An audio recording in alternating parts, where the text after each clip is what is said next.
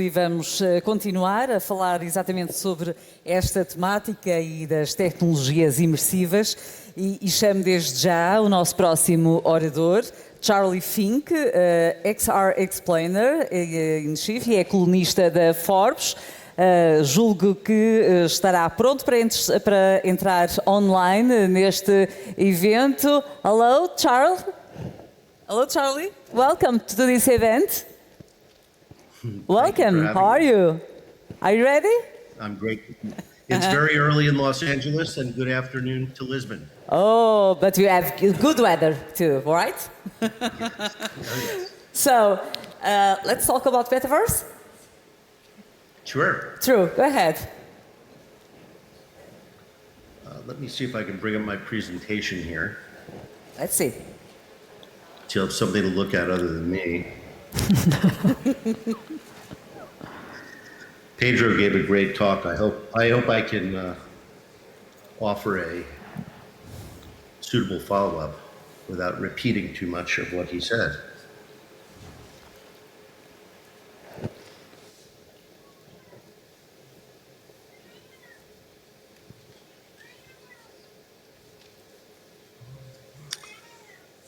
All right, well, since we have limited time, maybe I'll get started without my slides. I am a college professor and a writer, and I study the metaverse. I have been at the intersection of entertainment and technology for over 40 years.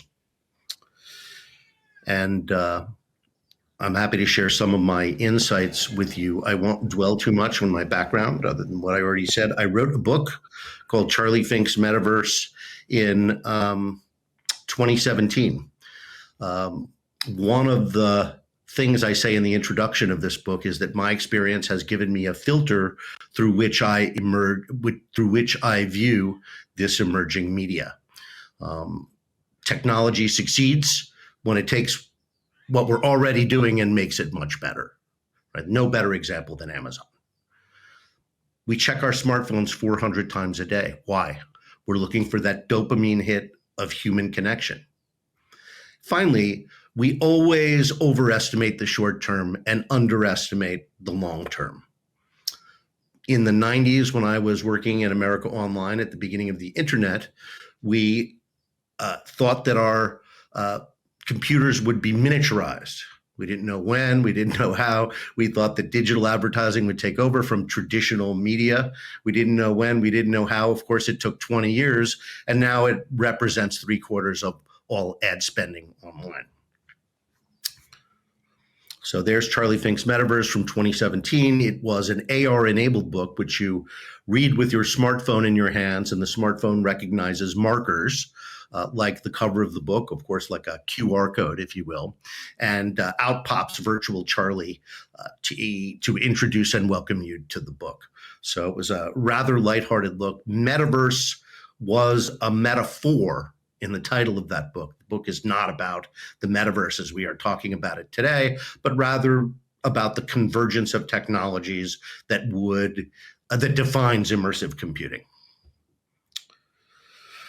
So Pedro talked a little bit about Snow Crash and the origin of the word metaverse. It is a made-up word from science fiction, which accounts for a lot of the misunderstandings today because it never really had a definition outside of science fiction.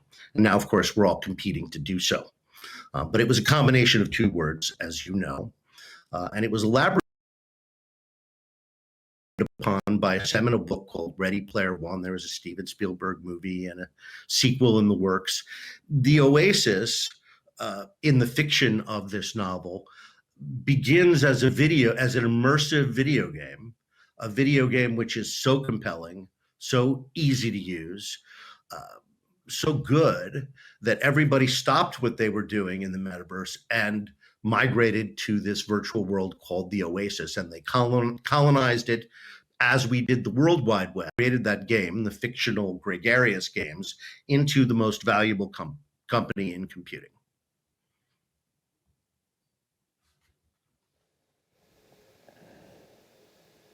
There we go. Obviously, the watershed event for the metaverse was the announcement that Facebook was changing its name. There was an elaborate movie. I'll talk a little about that in a minute, but we were all talking about the metaverse within the industry before then. In fact, in 2000, Matthew Ball, a former Amazon strategy executive turned venture capitalist, wrote what we call the Metaverse Manifesto. And in fact, he has a book on the same topic, although you can find a lot of the content in that book on his website. And it is a very expansive view of the metaverse. And in it, he puts forth some fairly commonly accepted definition that includes some of these qualities that a metaverse ideally would have. First of all, you have a fully embodied presence. You have hands. You are free to move around. You have agency inside this persistent virtual world, which is fully scaled. It is a world-scale virtual world of contiguous spaces in real time, of virtual objects which you can own and take with you from world to world, along with your wallet and your smartphone. And there will be ownership of these objects that you take with you from platform to platform.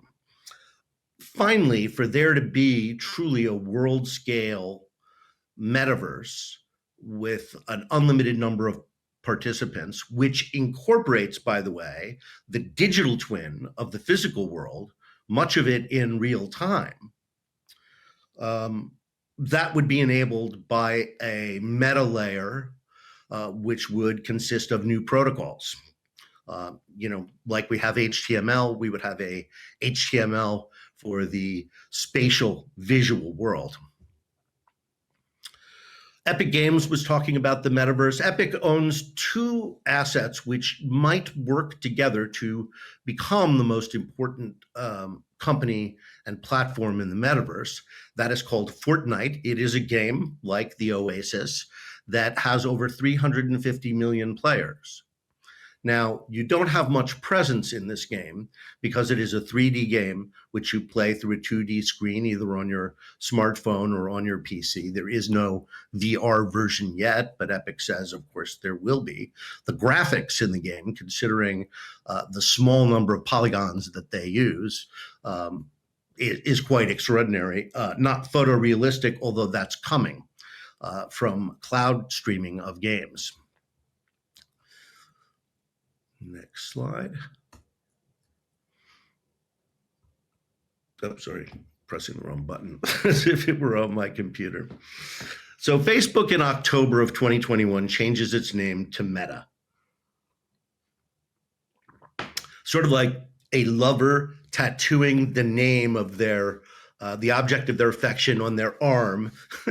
Mark Zuckerberg changed the name of his company to Meta and launched what we are in the middle of right now, which is the metaverse gold rush, even though there is no real metaverse or commonly accepted definition of it.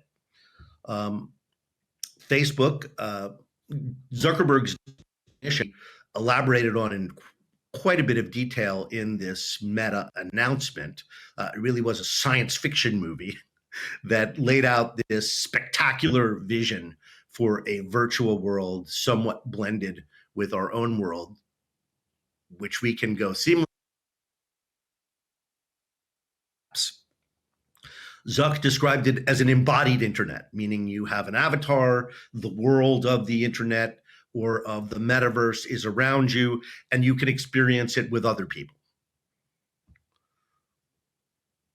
And Meta is all their mouth is. They're taking about 25% of the money, the profit that they make annually, and plowing it back into the metaverse. They've committed to spending $10 billion a year.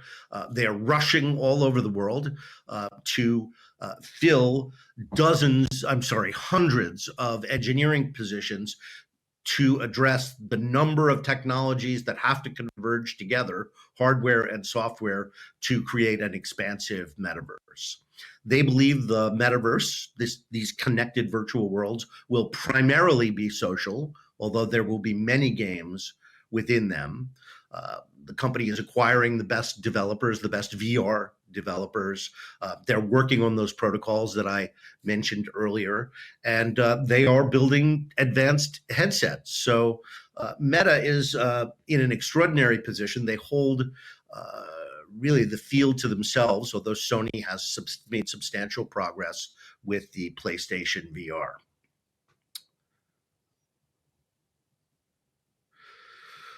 But the metaverse right now is belongs to everybody. It is in the eye of the beholder, if you will. I would say it's going to be a decade or more before we have what I call a big M metaverse that unifies everything.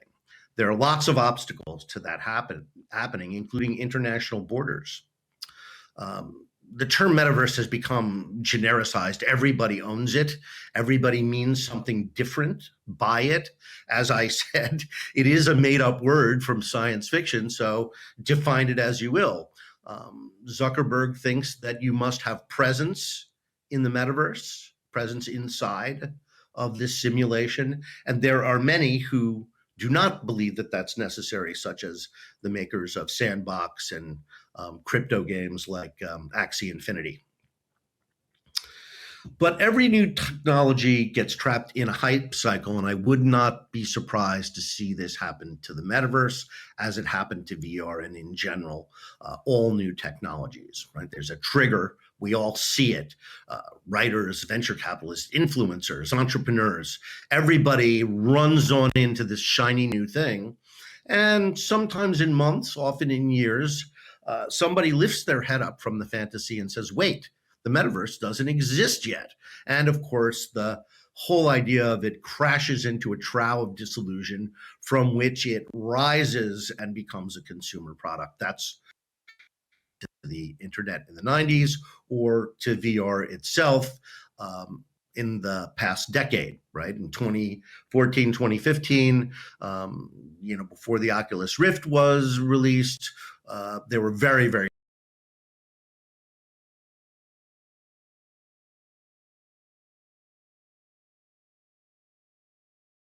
high expectations, unrealistic expectations for VR, which at that time was tethered to a personal computer. It took the release of the Oculus Quest to put the metaverse back on track to become an impactful consumer technology.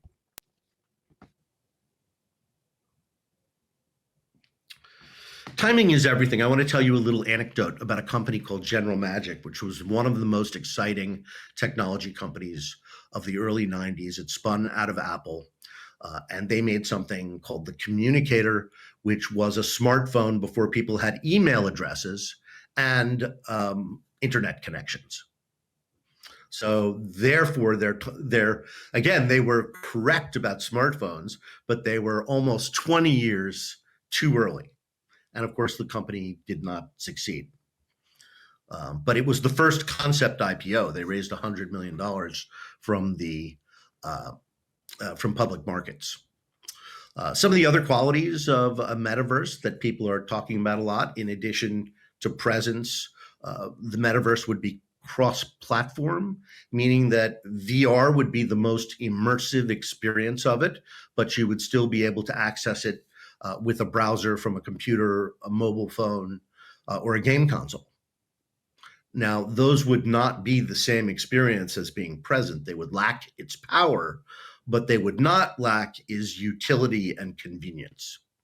But one thing about cross-platform that I would like to emphasize is just because you can access this virtual world or the metaverse with a traditional computer, you are not having the experience of presence. So arguably, it's just a video game, a 3D world that you navigate through a 2D screen like Second Life. It should be device agnostic, so you can access any part of the simulation with a PC. But what it doesn't mean is things that are not spatial and not 3D and not VR friendly are the metaverse. So my personal interpretation is that you need presence. Obviously, Accenture does not emphasize that, and others in their definition of the metaverse do not emphasize that. But I think that is wrong. Without Facebook's acquisition of Oculus in 2014, we would not be talking about this today. just period and full stop. So the metaverse has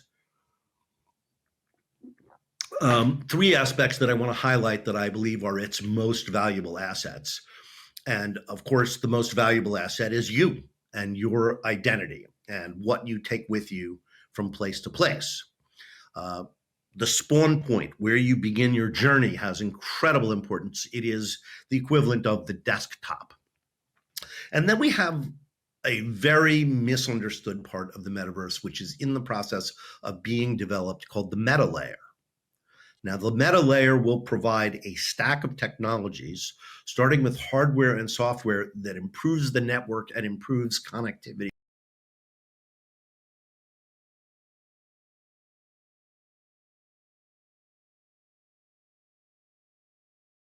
and speed. 5G doesn't get us to a world where we have tens of thousands of simultaneous participants in the same simulation globally. That is not technically possible today. Meta and others are working on protocols, as I mentioned earlier. The HTML of visual computing, of spatial computing, has not yet been invented. So here's a quick look at the spawn point that Meta is working on. I think this is a really brilliant idea. They have done an awful lot of things right, but $10 billion a year is pretty influential.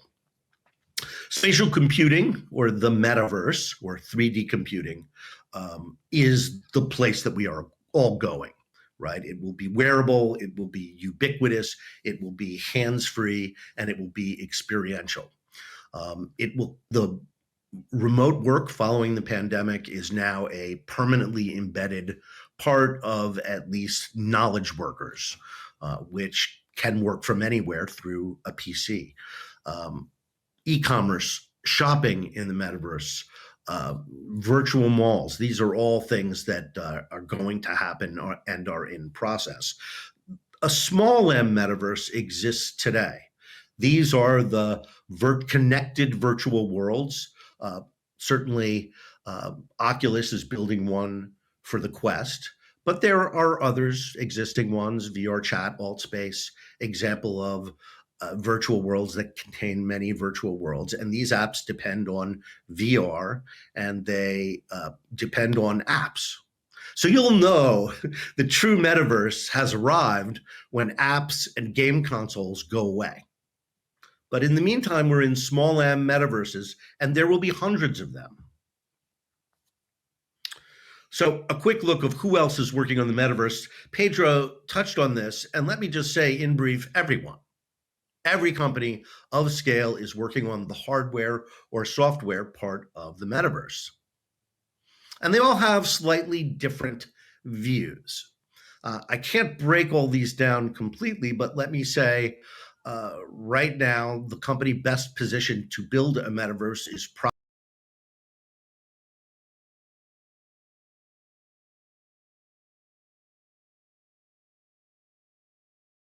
Fortnite, because you can't argue with 350 million users. They're doing social things there, like concerts, players have places, social places to gather, and they have a lot of user-generated content. The primacy of user-generated content in the spatial metaverse cannot be understated. The metaverse is going to be built by, yes, big companies like Accenture, but also by lots and lots of individuals and entrepreneurs. The opportunity to build in these virtual worlds and the needs for builders will be unprecedented. But there are these other 3D sites, some of them, again, viewed through 2D screens, some of them optimized for head-mounted displays, that have the potential to be either a big M metaverse eventually, or lots, again, of small m metaverses. The acquisition of Activision by Xbox could lead to things like a World of Warcraft virtual world, which would be in the context of this whole Xbox as metaverse. And as I said earlier, in the true realization of the metaverse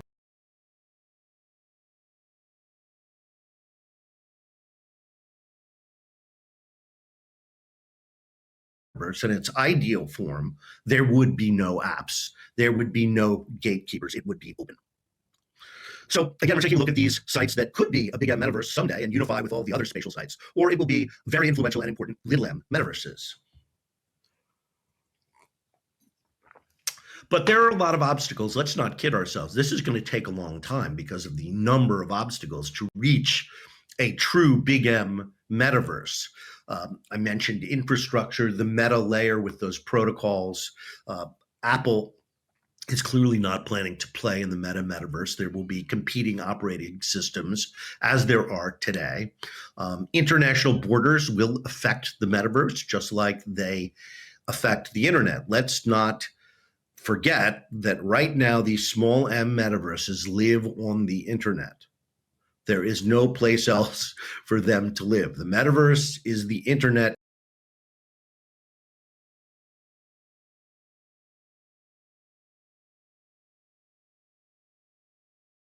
Today, it aspires to be much more, but for the coming decade, it is the metaverse that we have. I won't go too deeply into the negative aspects that VR and the metaverse could challenge our society with. We have not adapted well to social media. It has been incredibly disruptive in the physical world. And there is every reason to think that VR and spatial computing in the future will have the same assets and liabilities that we have seen in the social platforms, including negative influence, propaganda, and some people who may choose ultimately to live in the metaverse, since you will be able to do everything you do in the physical world there. So what is not the metaverse? I mean, is everything the metaverse? Certainly by some definitions. Let me talk about some aspects of the metaverse. And this is the most confusing part, because at the end of 2021, there was a big movement in crypto, particularly, to say that the metaverse is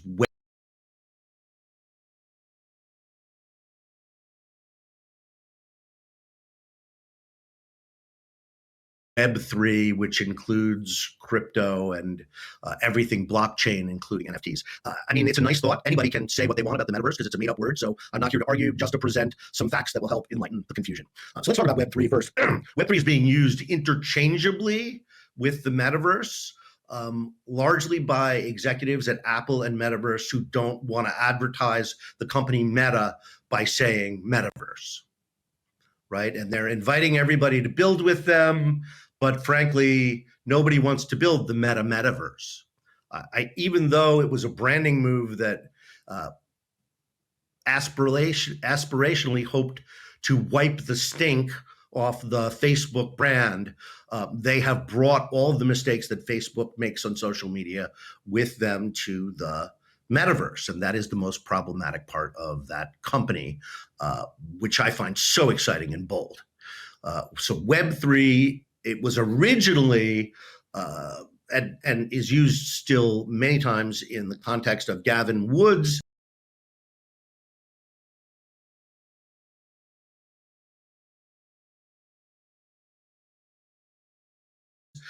definition of it, which was an infrastructure based on protocols that dispenses with big gatekeepers and decentralizes the internet.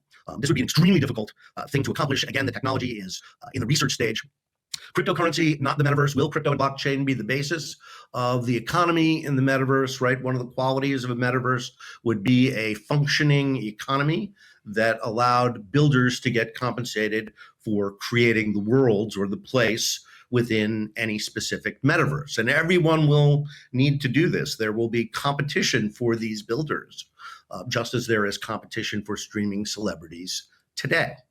Cryptocurrency, as it is currently conceived, certainly would be a digital way of doing transactions within the metaverse. But right now, it's very cumbersome and slow and doesn't do microtransactions, which will be the most common form of transactions in the metaverse. You want to visit my place, pay $1. For example, the blockchain would be a horrible, horrible place to do that. There are other technologies that exist, including the Linden dollars, which started in Second Life, which is a minimally frictionless system that can do transactions of $3 or more for a penny or less, which is something that Visa, which is also developing a kind of metaverse currency that might be used across platforms, is trying to do also. Reduce the friction, reduce the commissions or gas fees or transaction fees and make it totally secure. Great idea, but it probably won't be a whole lot more secure than your credit card, because cryptocurrency, not a good answer. NFTs is simply digital objects that you own and can take from little m metaverse to little m metaverse. It's controlled by a digital wallet. The most best known is the MetaMask wallet, which is part of your browser. But this is not NFTs by themselves, the metaverse. And then finally, virtual land is being sold all over the place, including the Bored Ape Yacht Club. Bored Ape Yacht Club just did a metaverse drop of virtual land, which people paid $5,200 American for each parcel. But they crashed the Ethereum blockchain. There weren't enough miners to service the demand for validation that NFT drop created. There's also deep corruption in this community, because they drop NFTs, but they reserve a bunch of this virtual land for their investors, who can then resell it. So it's more than a venture investment, because it provides incoming operating income that they can manufacture at any time. In fact, that's what Axie Infinity has done to generate the assets, regenerate the assets that were stolen from them by a hacker. So finally, in talking about the metaverse, it's worthwhile to think about it in the context of the changes in the physical world, right? Our society does not stop while we develop the metaverse. In 2030, as hopefully a lot of this infrastructure and these technology pieces come together, we will also have VR way past a critical mass point where it becomes as common as a game engine. Fossil fuels will become renewables. Again, we're living in a different world where education is online, is considered normal, and will be free in many parts of the world. So that you no longer have to live in the middle of a big city to learn how to code. There is a trend will be away from possessions like homes, and instead people will have experiences. But digital possessions will start to take on as much meaning as physical projections. Movies, which are already moving out of the center of popular, will become worlds, right? The movie makers will become world builders. And that trend is already alive. And it is a generalized trend in our society today for things that are made out of atoms to become things that are made out of bits. So how can we prepare for this digital future of the metaverse? Well, frankly, programming and working with computers and game engines in a creator economy is going to be I would say, the education that people will need the most to prepare for this world, and that people who can work with those tools will be the employees of the future. And they can be anywhere in the world. Big technology companies like Oracle already have teams working on projects, and they're distributed around the globe, which means those projects can be coded 24 hours a day. We're going to need some kind of governance in the metaverse. People are creating something called DAOs, decentralized autonomous organizations that provide some governance by the community. And of course, there is good old regulation. How do you prevent some of the evils that have plagued us in the internet? Well, one would be for everybody to have a true identity, where whether you're wearing a robot costume or not, you are accountable for your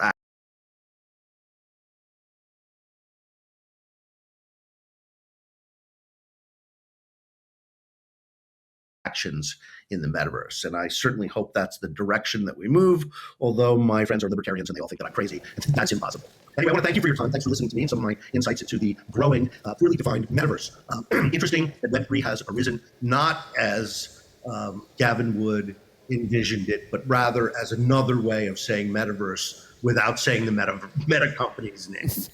Anyway, thanks everybody. Have a great conference. Thank you, Professor. It was a pleasure. And thank you for sharing with us your knowledge. Thank you very much. Comigo aqui vou ter para debater precisamente esta questão a Maria Margarida Azevedo, responsável pela Universidade EDP, e por videochamada Luís Bravo Martins, presidente do Departamento da APDC da Realidade Aumentada e Virtual. Olá aos dois, boa tarde, bem-vindos. Vou começar pelo Luís Bravo Martins, em relação a esta questão que foi aqui trazida agora pelo professor, mas também há bocado também pela rapsódia do Pedro Pombo, que tem a ver com esta questão dos NFTs, que nós vemos, por exemplo, já vários museus, nomeadamente a Santa Casa da Misericórdia, já está a vender várias obras através deste sistema, que já estão a valer muito dinheiro, não só cá, mas também noutros países, mas no caso português da Santa Casa da Misericórdia. Isto é algo de confiança? Como é que conseguimos comprar algo que nunca vemos fisicamente? Portanto, estamos a comprar um relicário que na prática não o temos. Temos uma autenticação. E isto é ou não metaverso? Ou é controverso, neste caso? Antes de mais, muito obrigado pelo convite, muito obrigado também por discutirem este tema. De facto, é muito, muito importante começarmos a abordar estas temáticas desta forma, portanto, e com este enfoque.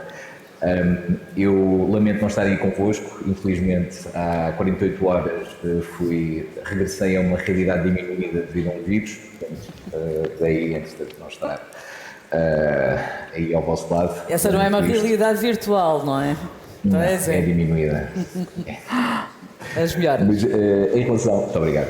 Em relação aos NFTs, de facto, acho muito importante conseguirmos separar aquilo que é o potencial dos NFTs e aquilo que hoje nós vemos no mercado dos NFTs.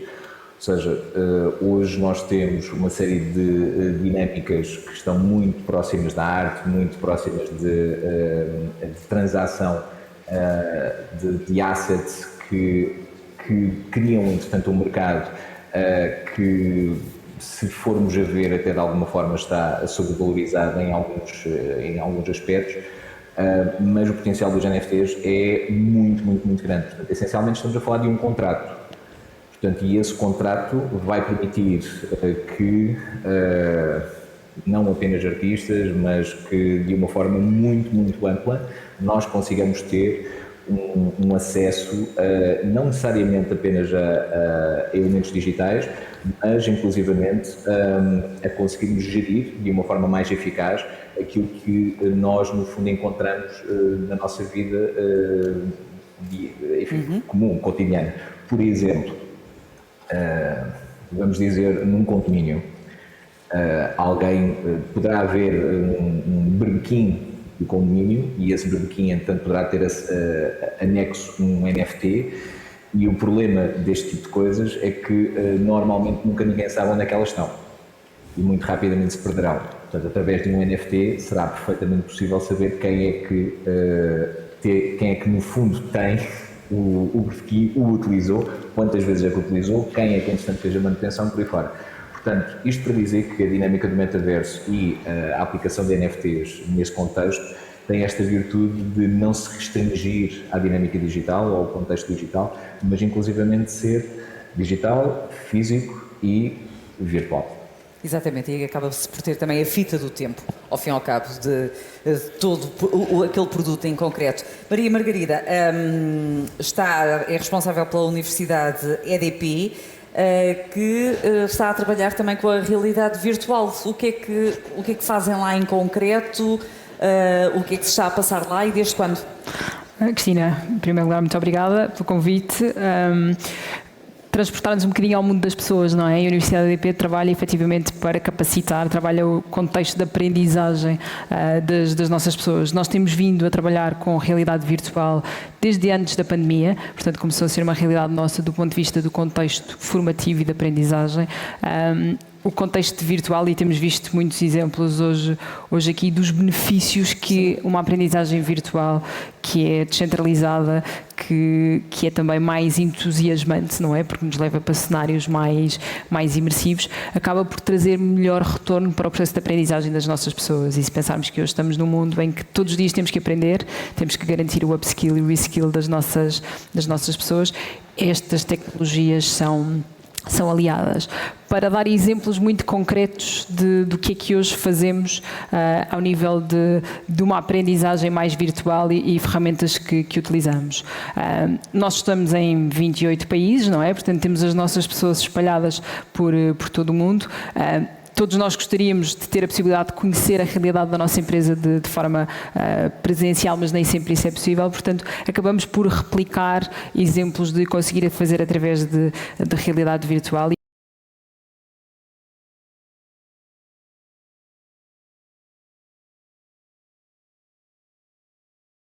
E até a realidade aumentada, visitas virtuais a uma central, a uma rede de distribuição, a um espaço físico, mas em ambiente virtual. E, portanto, conseguimos ter um colega que está nos Estados Unidos a fazer este percurso, como alguém que está também em Portugal. Portanto, estas experiências mais virtuais e mais imersivas permitem-nos todos estar mais juntos, ter acesso e conhecer e aprender no final do dia de forma muito mais democrática. Traz benefícios, mas traz também desvantagens?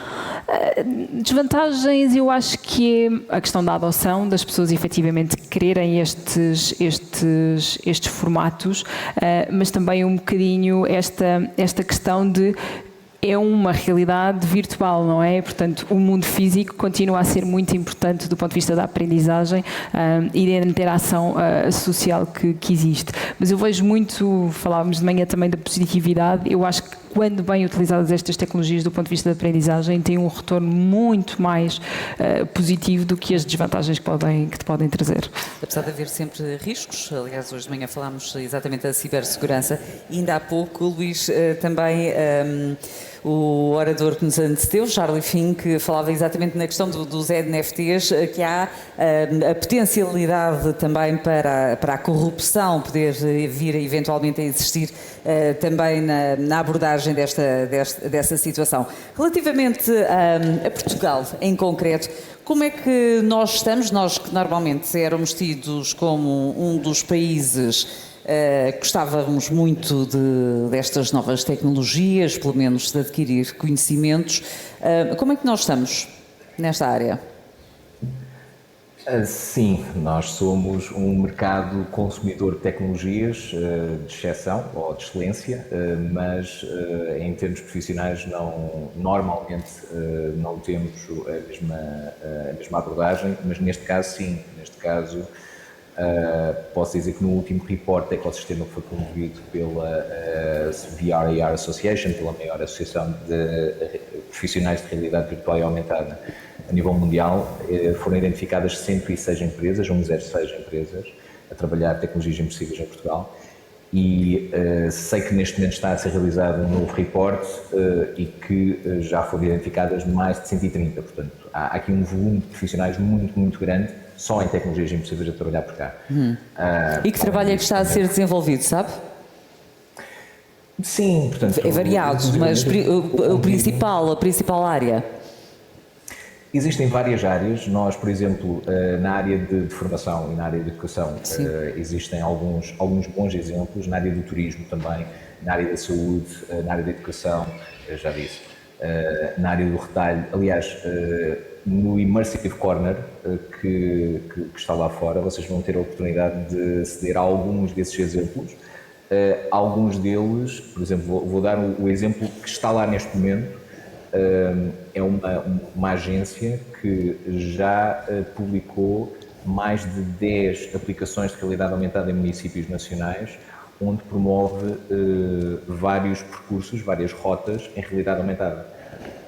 Portanto, isto é algo que neste momento já está no terreno com esta dimensão. Portanto, e é de facto muito, muito interessante depois também da dimensão do blockchain.